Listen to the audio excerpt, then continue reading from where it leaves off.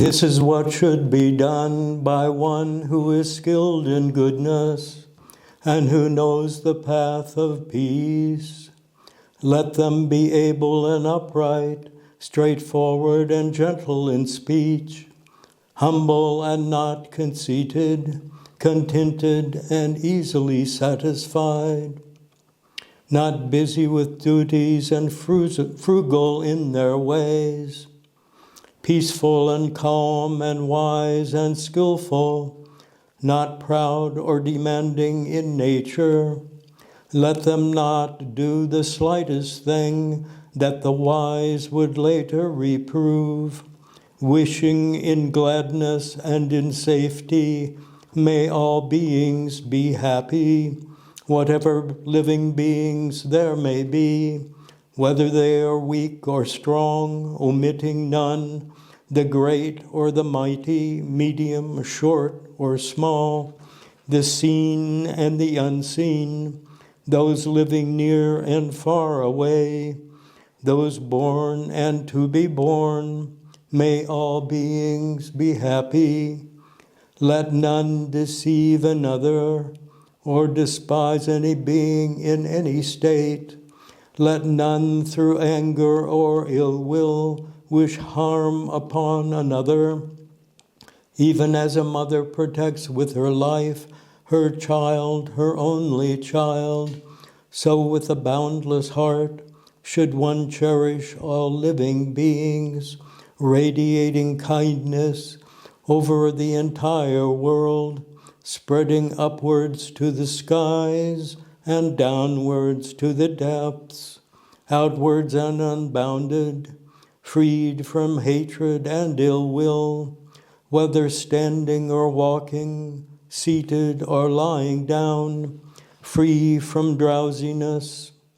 One should sustain this recollection. This is said to be the sublime abiding, by not holding to false views, the pure-hearted one, having clarity of vision, being freed from all sense desires, is not born again into this world. Thank you, Bhante. And over to you. Thank you. And tonight I'm going to talk about the world being upside down. The way we see the world is something that is upside down. And to that end, I'm going to read sections of, or most of the Piya Vaga, the Piya chapter in the Dhammapada. And Piya means dear or affectionate. Piya. I used to have a friend who was named Piya Ratana, the jewel of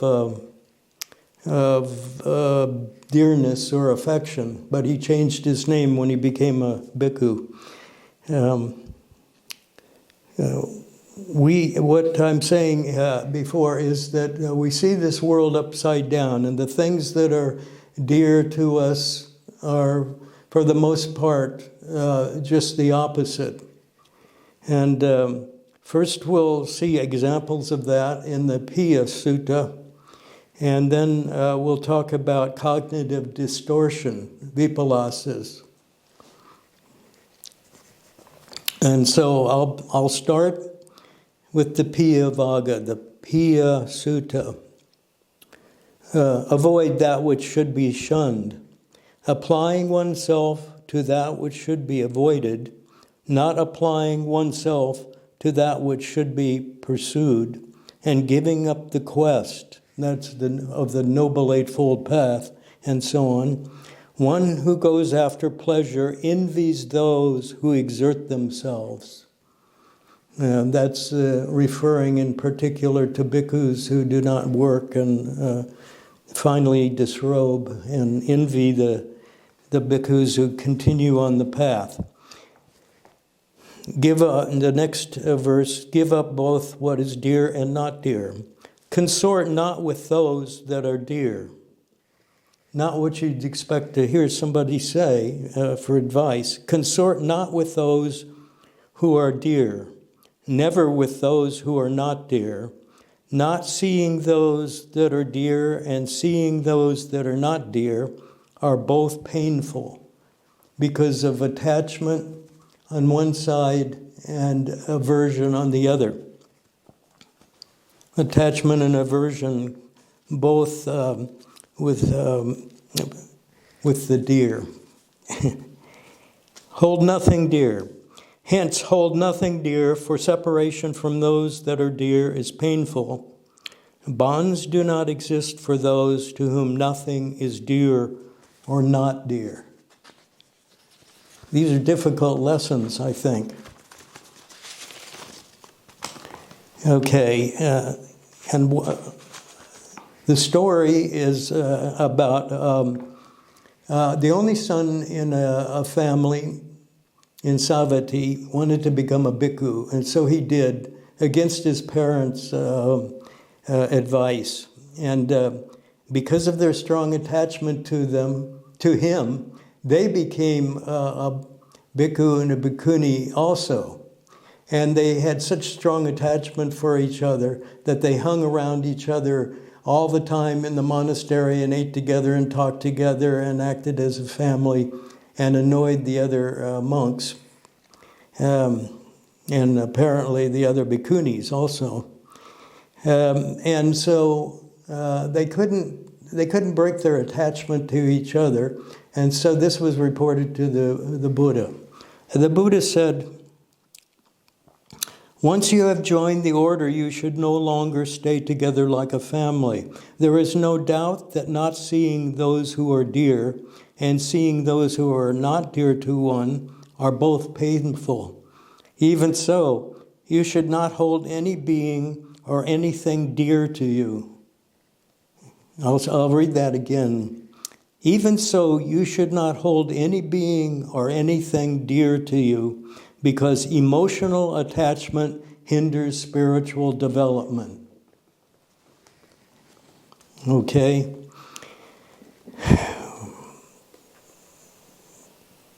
Now, in the next one, there was a rich householder who was very depressed over the death of his son.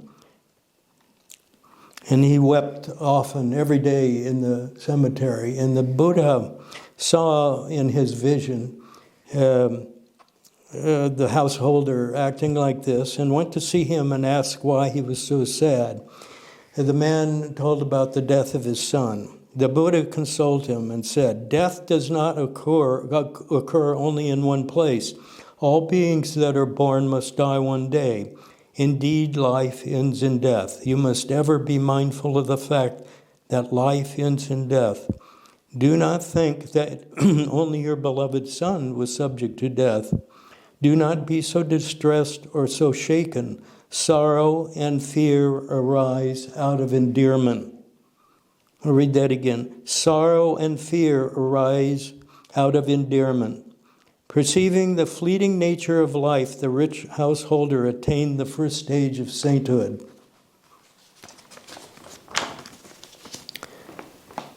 Okay, the next verse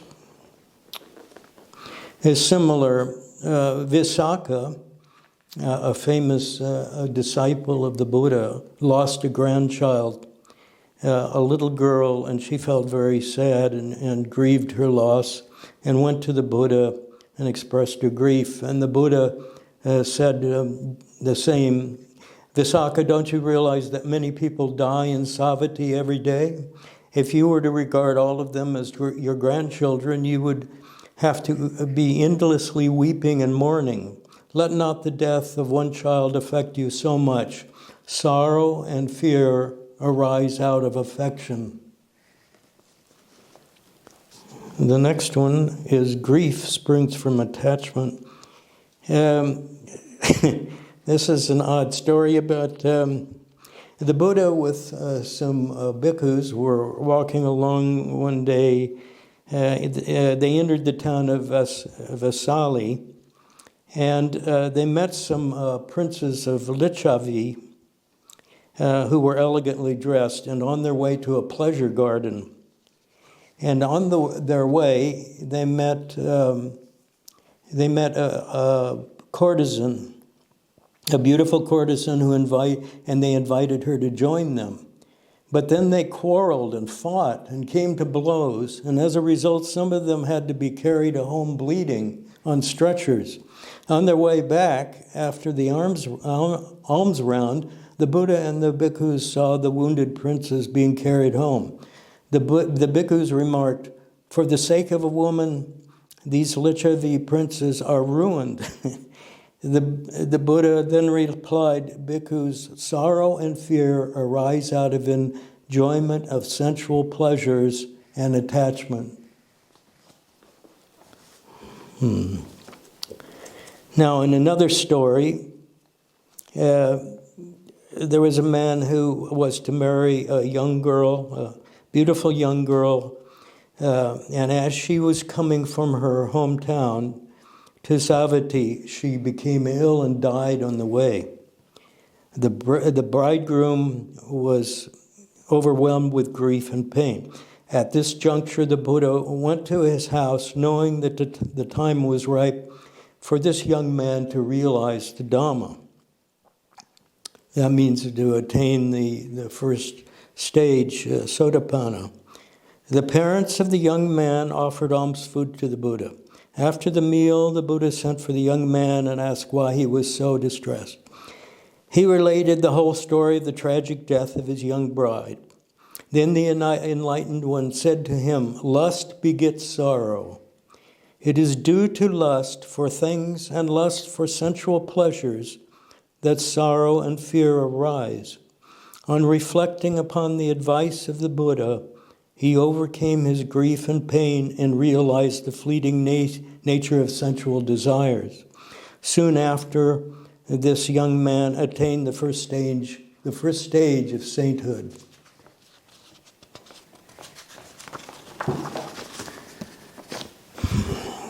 Grief springs from craving. There was a Brahmin who was a follower of another religion, but the Buddha knew that this Brahmin could attain the first stage of sainthood in the near future. And so the enlightened one, the Buddha, went to the place where the Brahmin was plowing his field and talked to him almost every day. The Brahmin became friendly with the Buddha and promised that when his rice field came in from the harvest, he would give a portion to the Buddha. But what he didn't know was that he would never see this rice because there was a giant storm and it ruined his rice crop. So one day before the Brahmin could harvest his rice, his rice crop was destroyed. The Brahmin was very sad because he no longer could offer any rice to his friend, the Buddha. The Buddha visited the Brahmin to console him, and the Brahmin related the great disaster that had befallen him. The Buddha advised, "Brahmin, sorrow and fear will never arise if there is no craving."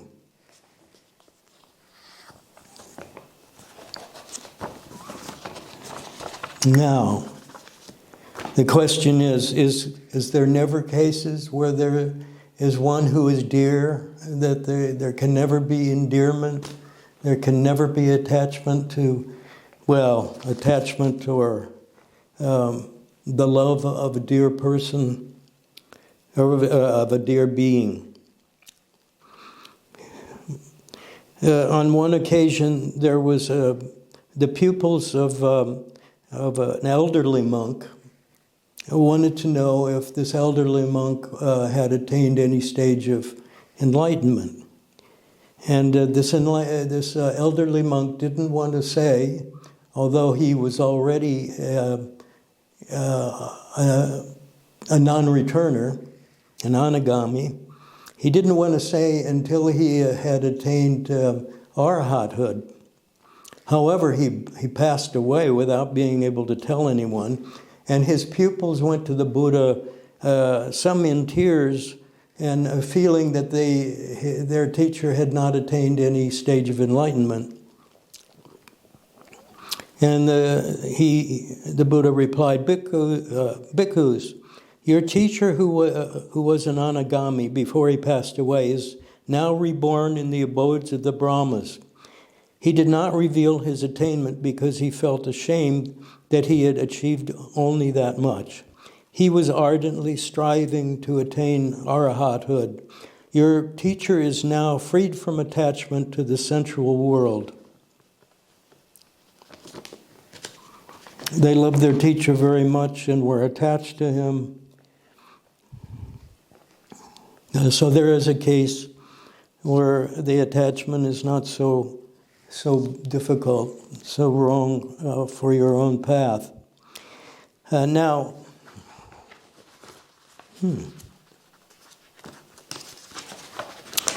and the last story I have is about a wealthy man, and the title of this is Merit Welcomes the Doers of Good. Nandiya attains the heavenly glory. I'll read the verse. A man long absent and returned safe from afar. His kinsmen, friends, and well-wishers welcome on his arrival. Likewise, his good deeds will receive the well-doer, who has gone from this world to the next, as kinsmen will receive a dear one on his return. Nandiya was a wealthy man from Benares, and after listening to the Buddha's discourses on the benefits of building monasteries, he was able to build the Mahavihara Monastery in Isipatana. The building was pinnacled and fully furnished. As soon as the monastery was offered to the Buddha, a mansion came up for Anandiya in the Tavatimsa Deva world. One day, Mahamoggallana visited the Tavatimsa Deva world and saw the mansion which was meant for the donor of the Mahavira Monastery at Isipatana. On his return from the Tavatimsa Deva world, Moggallana asked the Buddha, Venerable Sir, are those who perform meritorious deeds able to receive the fruits of mansions and other riches in the Deva world, even while they are still living in this world? And the Buddha replied, why do you ask this question? You yourself have seen the beautiful palace and riches waiting for Nandiya in the Tavatimsa Deva world. The Devas await the coming of the good and generous one. So there, to them, he's very dear.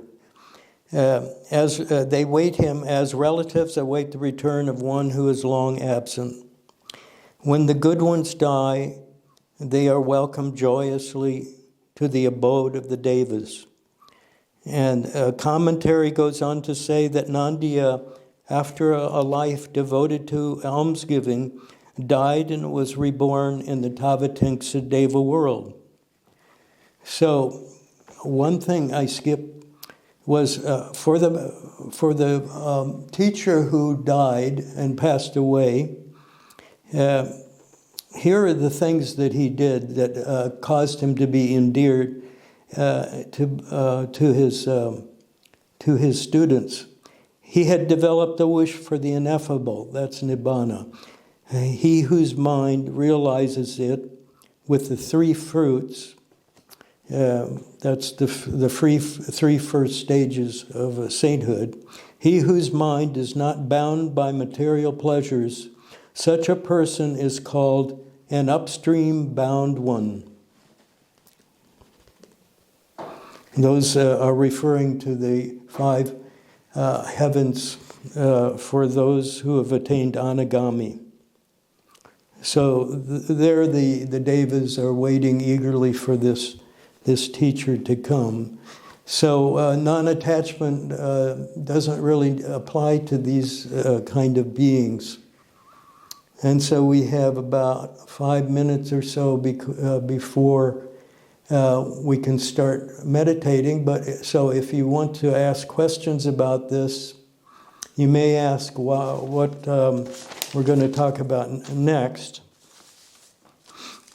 and why do we see things upside down? We see the things that the sensual desires as being we're eager to go after, and the things that we're not so eager to go after are the things that will bring us to the heaven worlds.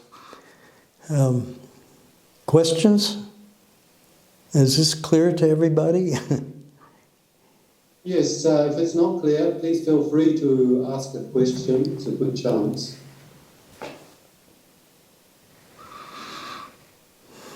And next I'll just say that we're going to talk about vipalasas. If you may have heard about that, cognitive distortions, and why the world and why our thoughts are so affected by cognitive distortion, and why that why I've used this particular sutta to illustrate that to some extent, the Piya Sutta. And I greatly recommend the Dhammapada. I read from it quite often at the monastery on the weekends.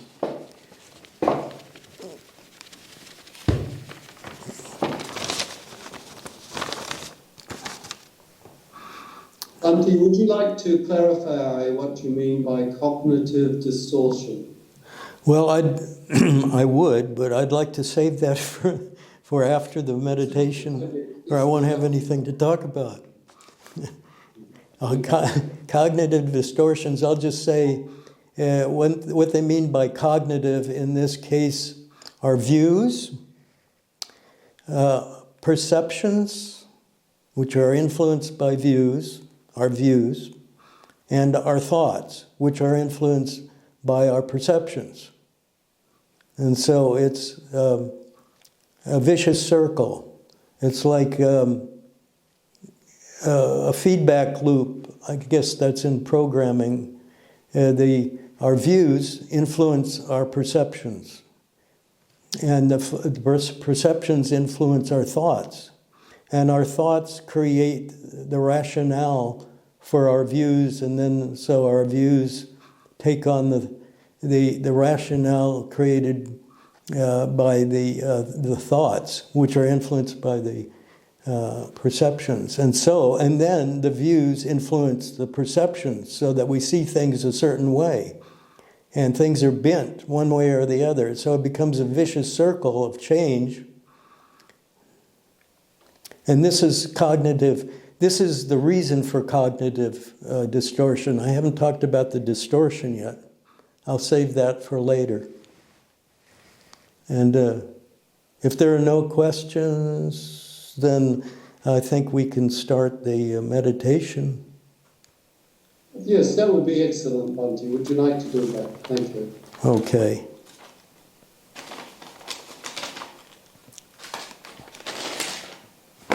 All right. So we'll start the meditation first by relaxing and making sure that our whole physical body is relaxed, and we're not carrying tension anywhere, especially in the face and the neck and the shoulders, and so let that tension, feel that and let that go, and let that pass down and out the arms and out the fingers, and just release it and let all the tension go from the shoulders and the arms and the hands, and let our sensation go down our trunk and remove any tension that's in our body, the main part of our body, and let that go down to the hips, to the thighs, and down to the knees, and let it go down to the lower legs, and then finally out the feet and the soles of the feet. And now you can repeat this if you feel a need. Once you got that practice, You can start again at the top of the head and letting all the tension go in your face and the neck and the shoulders, letting go of all the tension in the arms that it's built up, and the arms and the hands, and letting all the tension in the arms and hands flow out through the fingers. And then again, down through the trunk, down and into the hips and the legs, the thighs, and the upper legs, and then the lower legs, and out through the feet. Okay, and so you can do this anytime during the meditation, anytime you suddenly feel tension building up in your face, in your neck, just relax.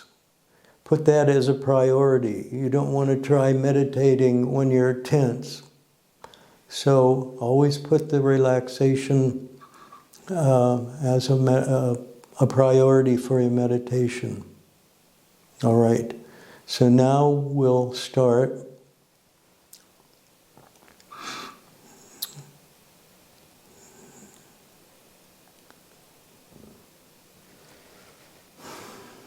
And we'll do meditation on the breath, unless you wish to do some other kind of meditation, such as metta meditation. Whatever you usually do is fine, but otherwise I'll talk about the breath. So we look at the breath, the in-breath and the out-breath, as Ajahn Brahm describes the process. We watch the in-breath and the out-breath, not putting any stress on the breath. This is not yogic breathing. We're not stressing it one way or the other. We're not trying to make the breath one thing or the other. We're not trying to breathe from a certain place like the stomach. We just have a normal breath, a normal in-breath and an out-breath. And we watch that breath in and out, in and out. And soon I'll stop talking and guiding. And then later I'll periodically come in and coach. In case people have gone off the track, I'll remind you to come back on the track. Bring your mind away from thinking. Take your mind away from thinking now and watch the breath. And watch how the breath changes. Sometimes it's long and sometimes it's short. Sometimes it's heavy. Sometimes it's delicate and smooth. Whatever changes you see, just note them. Don't try to change them. Just watch the breath and see how the breath moves on its own. If you need to take a deep breath, certainly go ahead and take a deep breath.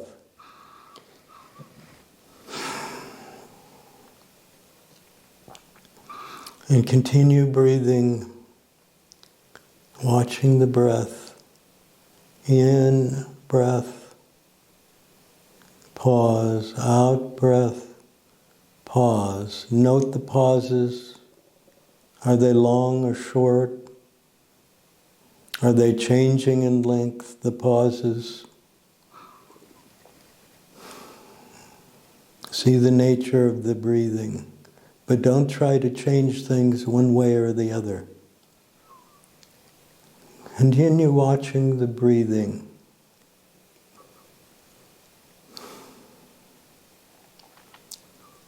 In and out. Continue watching the breathing. And we'll breathe now until 8, about 8. In and out. Watching the breathing, or watching whatever meditation object you've chosen as an alternative.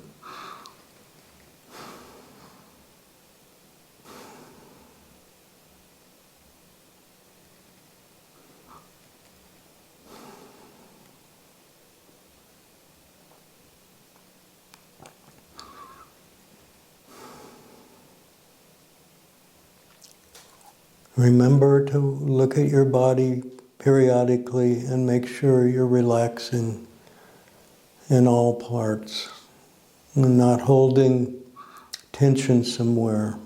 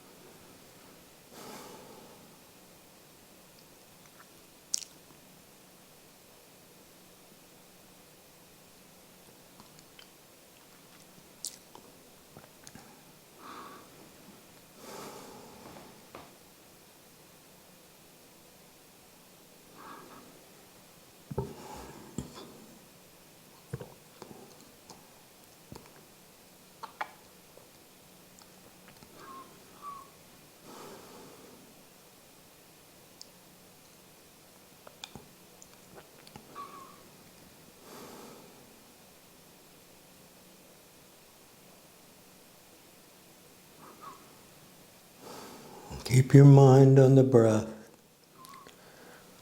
Don't let the mind wander to the events of the day or what's going to happen when the period of meditation is over.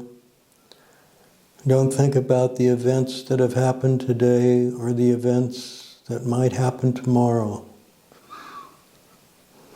Return to the breath if you've wandered. If your mind is wandering or has a tendency, check it periodically and make sure you're following the breath as your main meditation object.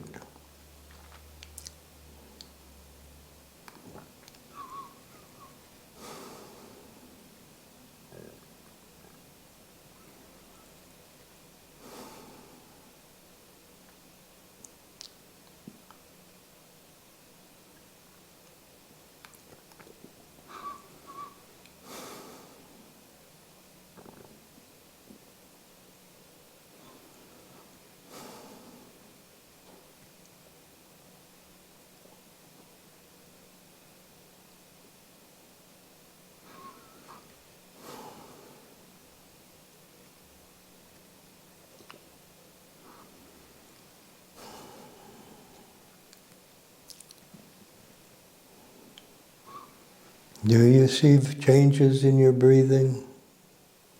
Are you mindful of the changes and the changes in your pauses Your in breath and pause, out breath and pause.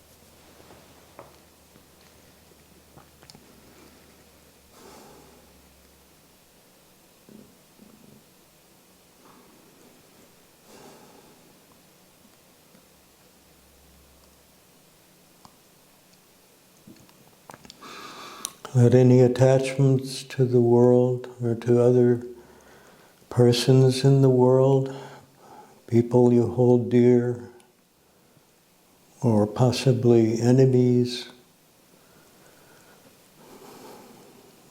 let all those things go. Only pay attention to your meditation object.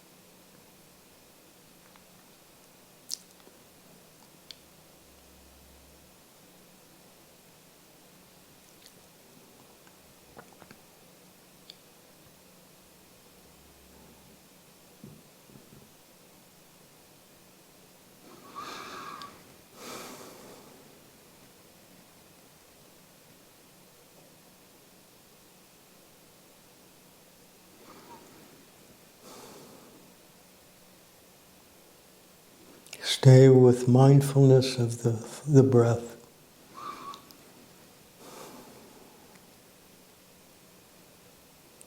Adhere to the meditation object, not to the sensual objects of the world outside. If you hear sounds from someplace just outside, just let them come and let them go without making a fuss about them. Let them come and let them go. Whatever enters, let it go. Whatever comes, let it go. Whatever comes, let it come and let it go.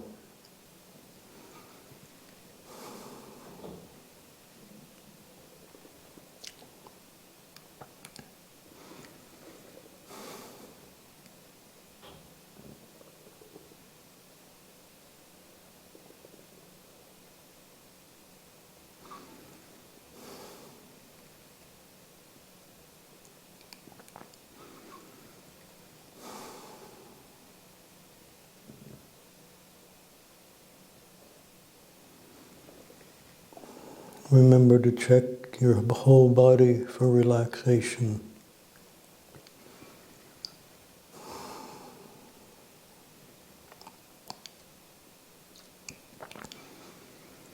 And you may feel a tingling.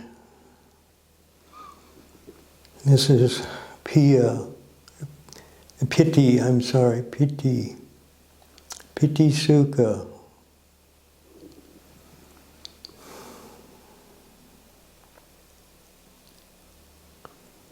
Joy and happiness, piti sukha that you feel. And you can pull on that tingling, if you feel the tingling, and pull it in like an energy that you're drawing in, that enlivens you, and fills your whole body with this tingling.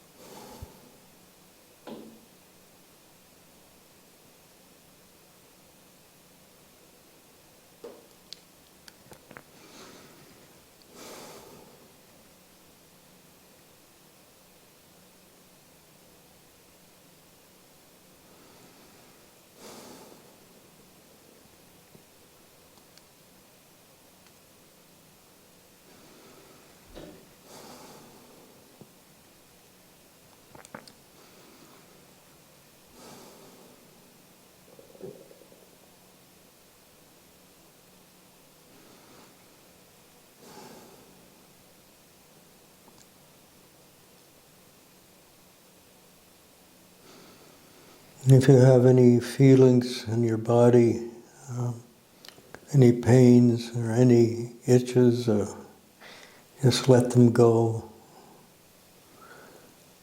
Let any of these, like sounds, let them go. But any feelings you have in your body, just recognize them and let them go.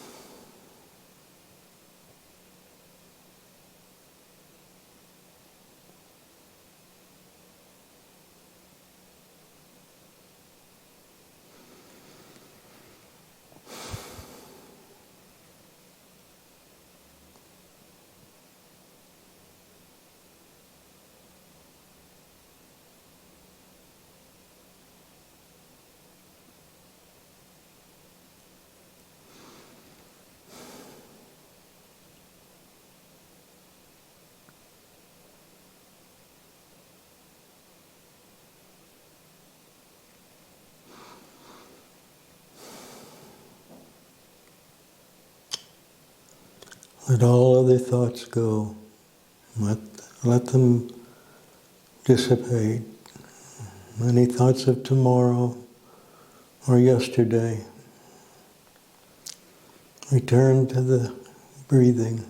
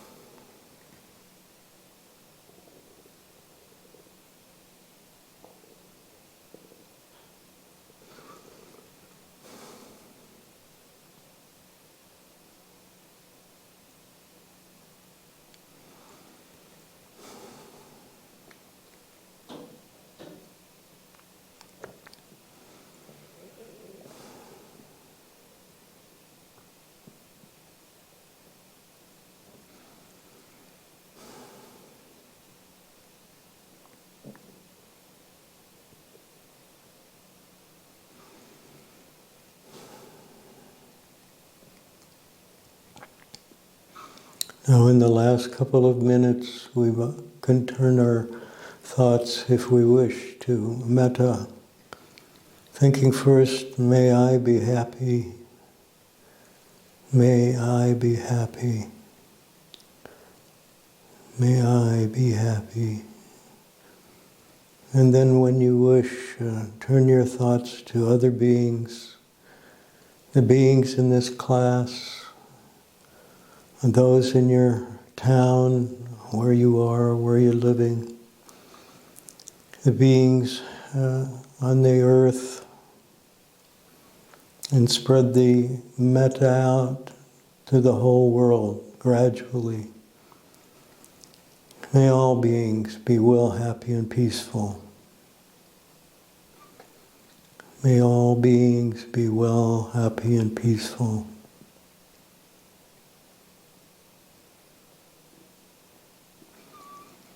May all beings be well, happy, and peaceful.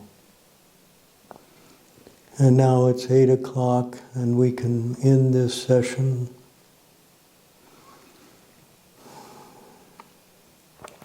So gradually come back to the present and the class ending.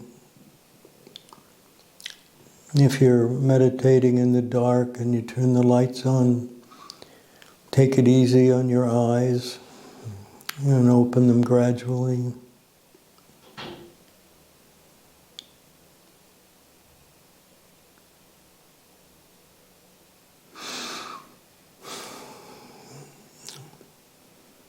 Is Chris there now?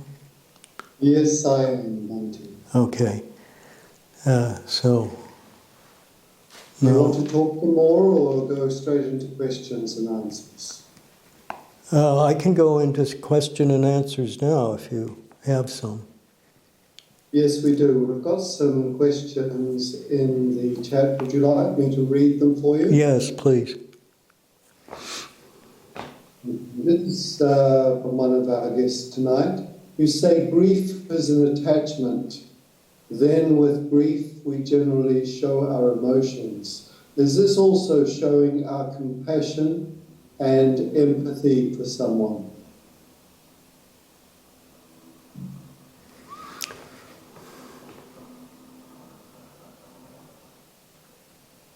Well, yes, in answer to the question, of course it does. There's no doubt that it does, but if you remember the verses that I read from the Dhammapada, there can be other things to concern yourself in this world besides the death of other people, even close relatives. Remember the path, and if you feel that you're on the path, be mindful and not be drawn off the path, even by the death of others.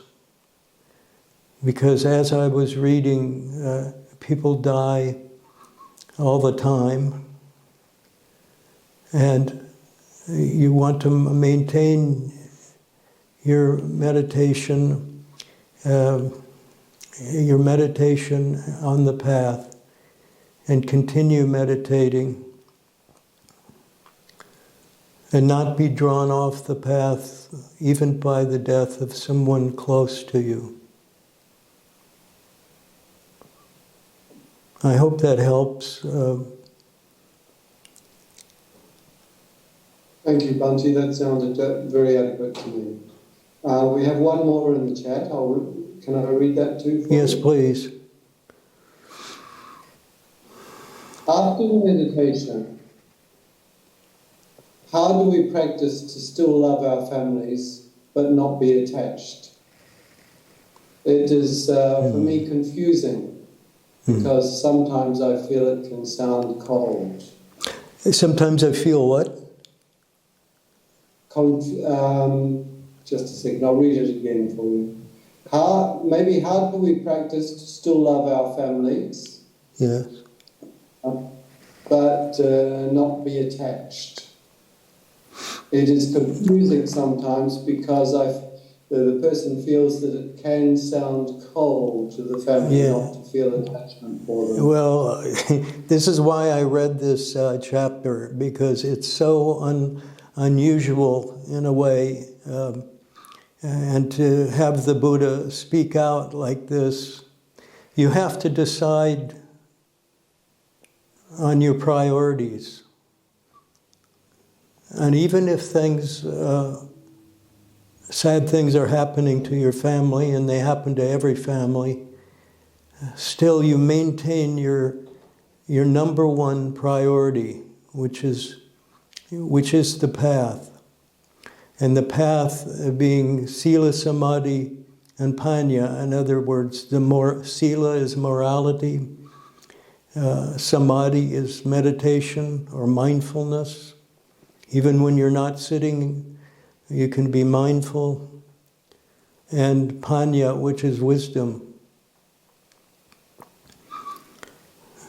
You have to make the decision yourself and not be drawn off the path, no matter how dear the people are.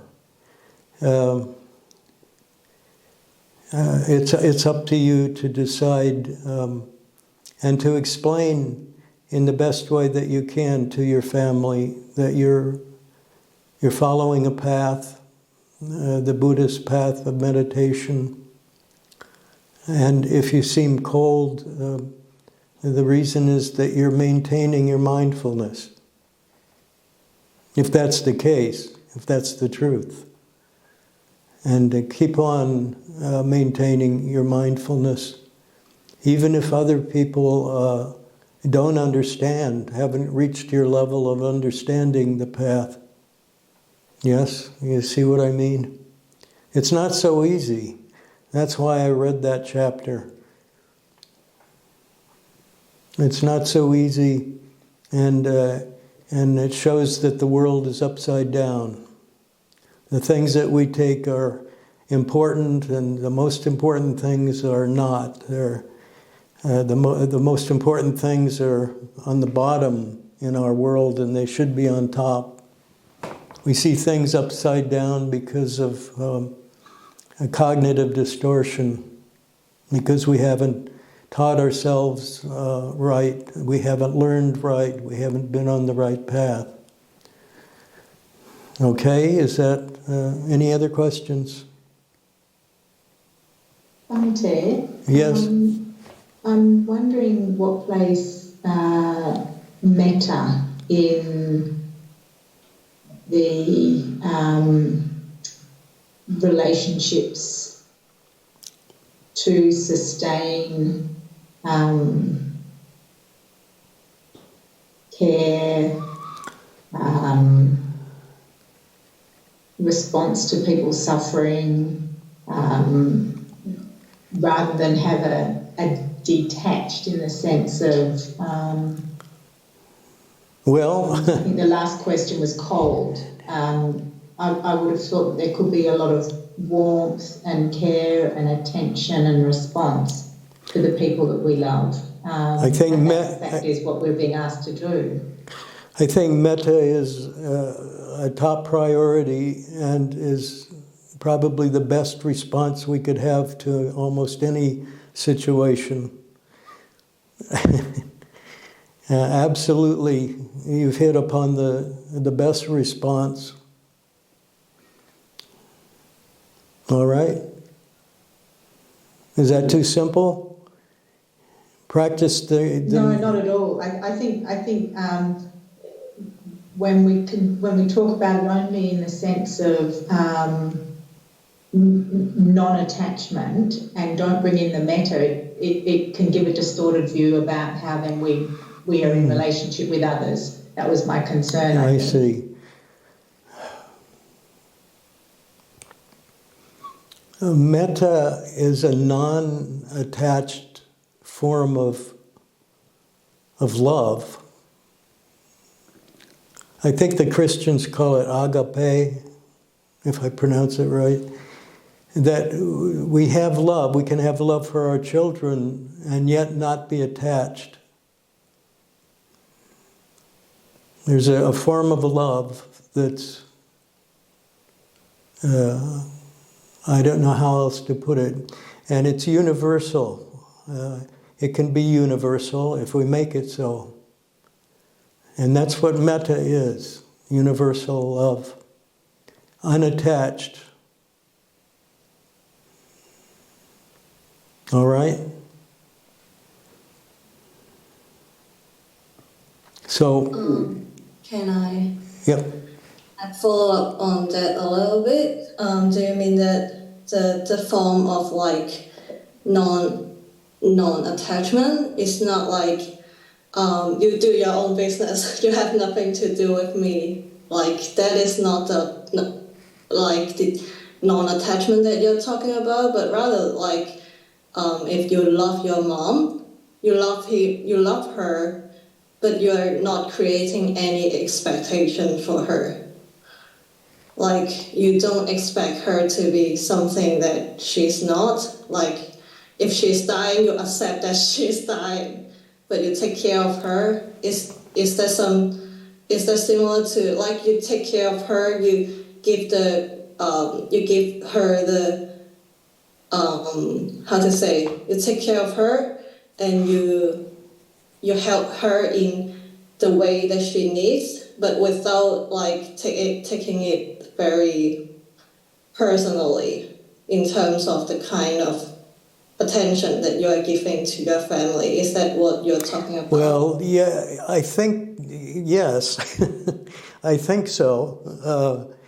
It's really your personal feelings. But as I say, metta, if you're practicing metta, and I hope you do, and metta is the best approach. Impersonal, it's impersonal, but it's not cold. And it applies to everybody in the world. It's universal love. I wish I had better words that I could describe it. But it's not only in Buddhism, it's in other religions also. This pure, universal love that isn't, how can I say?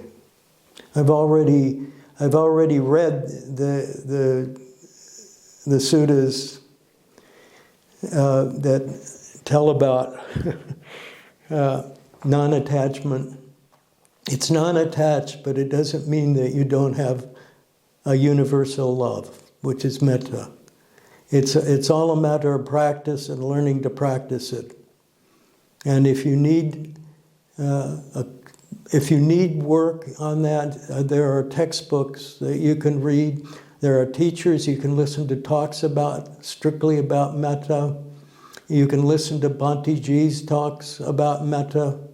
He's a metta master, aside from being a meditation master, for instance. And there are others, of course. Ajahn Brahm. And you can hear their talks about metta. All right? And I think that's a wonderful addition to this talk, and I'm glad you brought it up. I'm glad you brought metta up.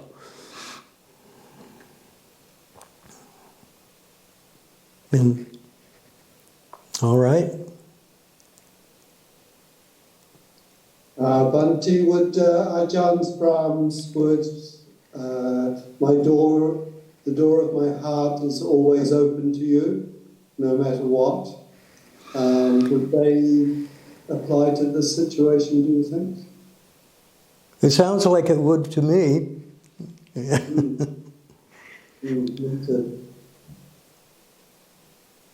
Well, Ajahn Brahma is full of metta for people. And he was talking in particular about his father and his father's feeling towards him when he was young. His father said, the door of my house will always be open to you, or something very similar to that.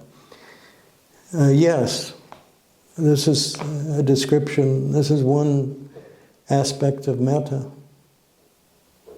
It most certainly doesn't feel cold in that situation. No, I don't think metta is cold, and I would urge you, if you haven't practiced metta and are unclear about it, to listen to talks. You can hear them on YouTube, and you can listen to Bhante Ji and other monks talk about metta, and you can get books about metta. I think her name's Susan Salzberg's a book about metta. I read many years ago, a very good book. Susan Salzberg. And there are other books about metta. And there are you can go to teachers who are teaching whole retreats about metta, if you need work in it and don't understand it and are unclear about it. Okay?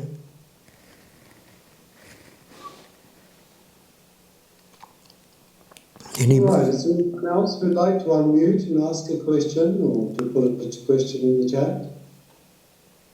Thank you, Binda. It's just a continuation on the theme, but it's like when someone or something like a pet dies, it looks like, okay, that's the end of one path or this life. And then you say, okay, now we've got to turn the page and carry on. But when there is continuous suffering, then it could appear to be, when you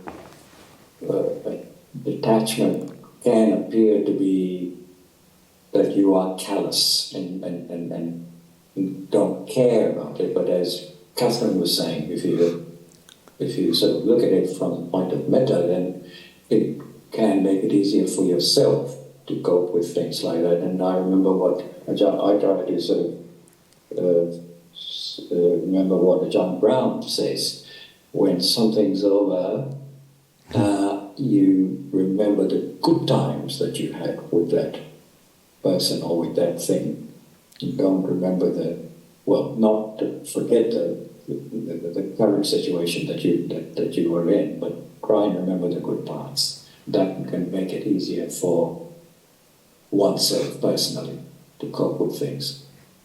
But as Catherine was saying, it's the metta thing, so that it is a difficult.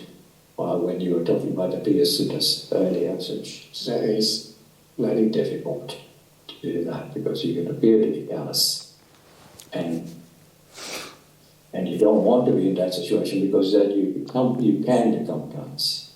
But as you say, so I try to remember the good times that we had with that person or with that particular pet. That's all. Mm-hmm. Cheers. Thank you. Thank you.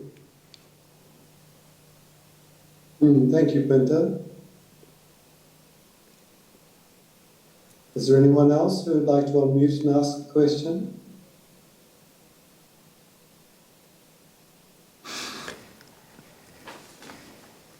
We have a few minutes, and if nobody wants to ask another question, I'll continue this upside-down world description here. Thank you, Bhante.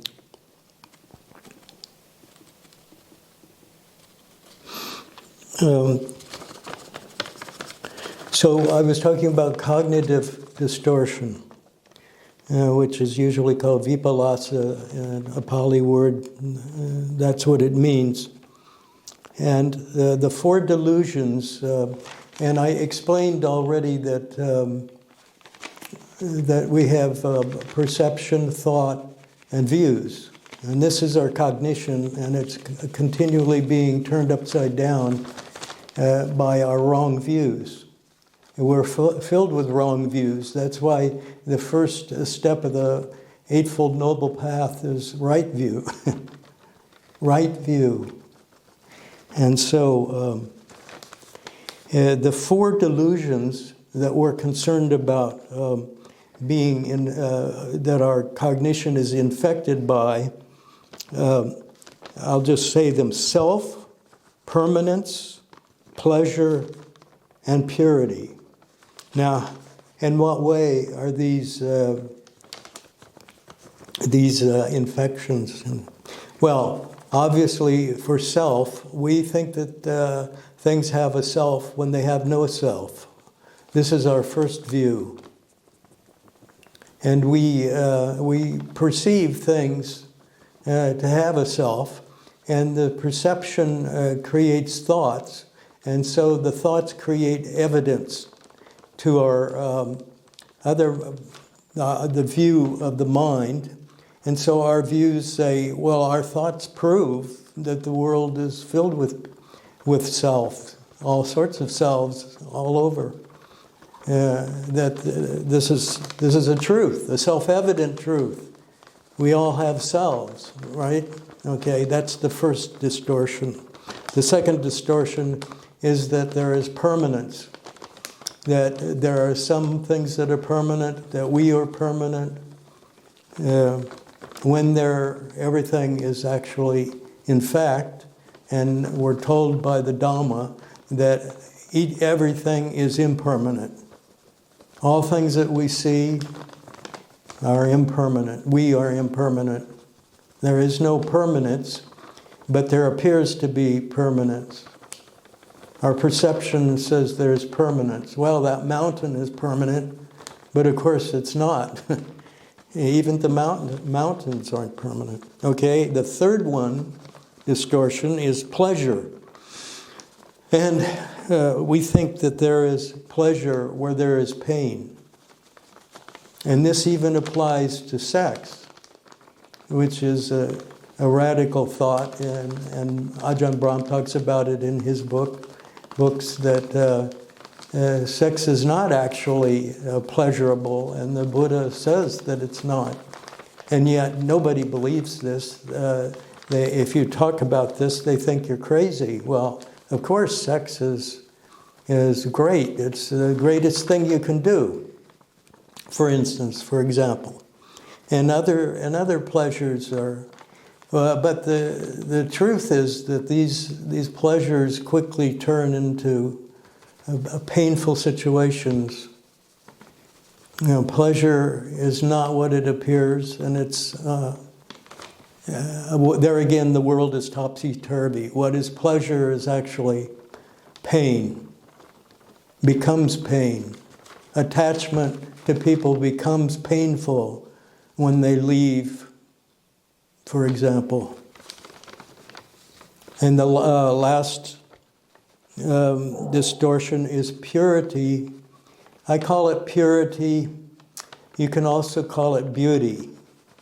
And what this is that nothing is pure that we see, and we think of these things as pure and beautiful, but they always have blemishes.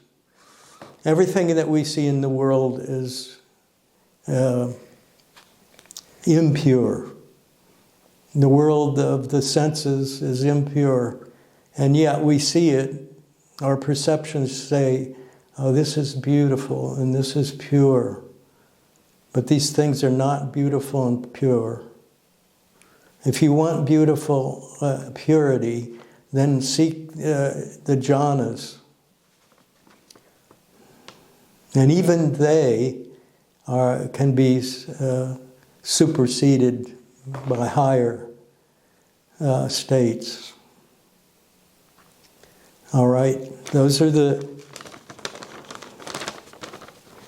Okay. So these four particular delusions, and this is delusion. This is what delusion avijja means in the Dhamma. These four delusions are in all three levels of cognition that I mentioned before, and they go from one to the other. As I described before, going from perception to thought, which gives proof, thinking proof, and then affecting the views and changing the views, and the views change, and then because the views change, the perceptions change. You see, like the vicious circle. So this is what I wanted to say about vipalasas and distortions, and why I read, this is why I read that chapter on piya, or attachment, because it's just not what you would think. It's not what you would think to find in the middle of a book of the Buddha's verses. And you can all see that now, and struggling to find out how do we react to the people we love, how do we react, and yet remain detached. And we remain detached, so why? So that we can follow the Noble Eightfold Path, so that we can go from morality to meditation to wisdom, and then to attain the highest states. That's why. If we want to do that, then we follow the Buddha's teaching. Okay. Yes, thank you, Bhante. Bhante, we have one more last question in the chat. Okay. How does one remember these truths when one is caught up in the heat of the moment or pleasure of the moment? How can one be mindful or bring back our awareness to being mindful? You know, that's a question for everybody to answer. How do you practice? How do you practice the path? How do you practice mindfulness when that's the most important thing? And yet it's so difficult to put first. Well, you continue practicing. That's why it's called a practice. And you see, oops, I slipped this time, but next time maybe I'll do a little better. And you don't beat yourself up about these slips and lapses. But if it's what you want, then you see the reason for being mindful and not being attached and letting sense desires go. You see the reasons for them. And you listen to talks, and you see more reasons. And you hear what these teachers say and what they describe, and they give you different methods. They'll give you different methods of doing exactly what you're talking about, of maintaining your mindfulness and remembering, instead of the sensual desire, for instance, remembering metta.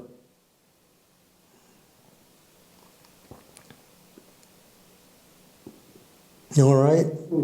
I hope that helps. We have a couple of minutes. I hope that helps. Practice the path in all ways. As I said, you can listen to talks on YouTube. You can use textbooks. You can talk to teachers and ask them questions. Go to their talks, people you respect and feel are hold the highest, the most utmost teaching. Those teachers, the ones that you have confidence in, the highest confidence. And follow their path and see the way others have taught, and see the way these teachers behave towards other people. And if they're not behaving that way, then they may not be the best teachers for you.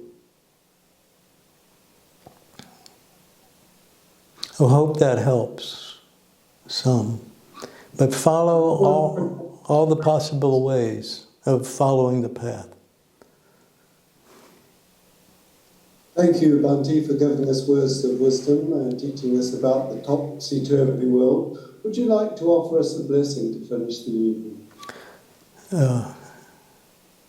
All right, this is the protection, little protection verse that I... Sabe Buddha Bala Pata Pachekanang Chayang Balang Arhatanang Tatejana Rakang Bandami Sabaso. Protection to all of you and all things. From the Buddhas and the Arhats.